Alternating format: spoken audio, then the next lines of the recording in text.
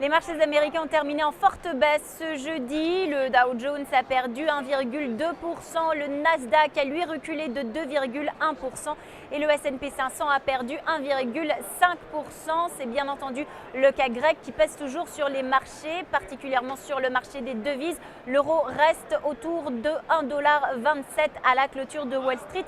Mais aux États-Unis, les indicateurs du jour ont eux aussi déçu, particulièrement l'indice régional de la Fed de Philadelphie qui se contracte pour la première fois depuis septembre à moins 5,8 points en mai. Les indicateurs avancés du Conference Board sont eux aussi en baisse et les chiffres du chômage qu'on attendait en petite baisse stagnent. Pas de nouvelles réjouissantes donc ce jeudi aux États-Unis. Du côté des entreprises, pour finir, deux valeurs du Dow Jones ont retenu l'attention.